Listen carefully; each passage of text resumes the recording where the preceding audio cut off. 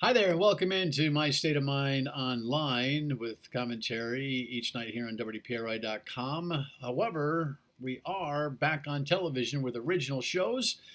In fact, the Thursday night broadcast tonight is all about the Pawtucket Country Club saga, the partners of that club expressing their frustration and financial heartbreak over the idea that 65% of their membership live in Massachusetts and cannot assimilate onto the property the way that they would normally do so as members. It has been an ongoing, evolving saga, and I think, if nothing else, you'll be interested by their story.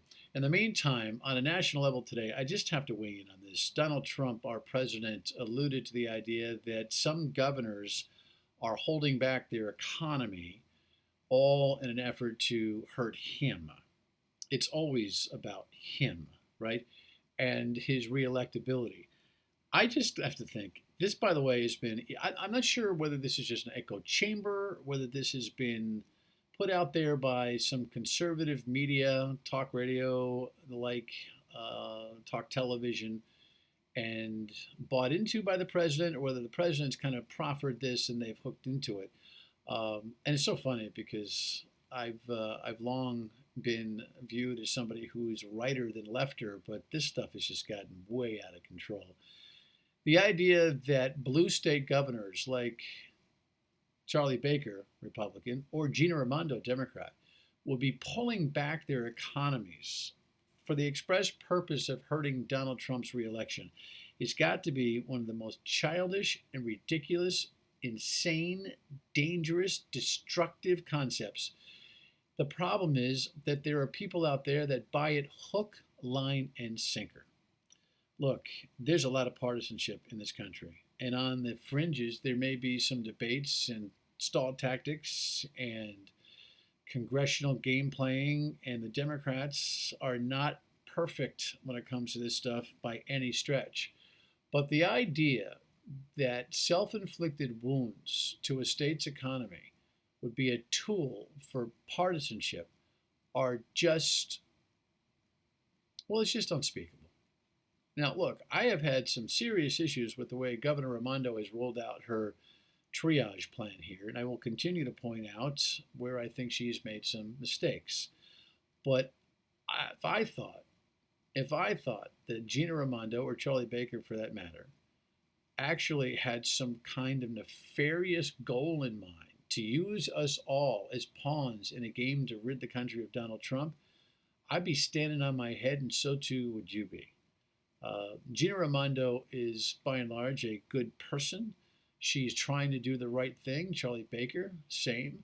Uh, Mistakes and miscalculations and some ego driven bad decision making, which have occurred, don't add up to trying to take us into the proverbial abyss just to get at old Donald Trump. The sickness of that perspective is, it ought to be, near a 25th Amendment response.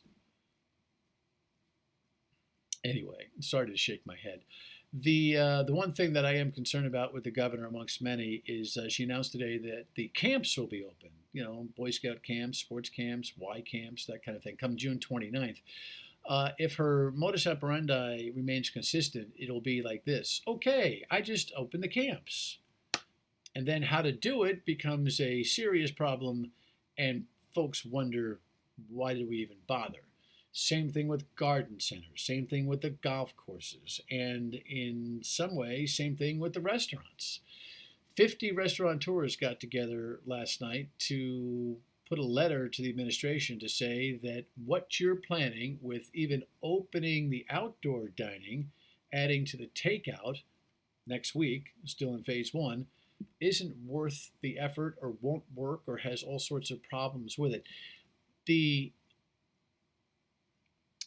bottom up advice and operational concerns of businesses in every category have to be completely vetted. A small group inside the Raimondo administration cannot make these calls. I say it over and over again. She needs to distribute the accountability and responsibility on these matters to folks who can almost full time and full court press them. She refuses to do it, and so many of her initiatives, while great at announcement, end up ringing hollow. Now, is she trying to end Donald Trump by killing the state? Of course not. But she's not helping herself or the state by not doing that homework and having folks who can do it for her. Because our governor, at least here in Rhode Island, seems to have the misunderstanding, in some ways, that she can do it all. No one can. Have a great night.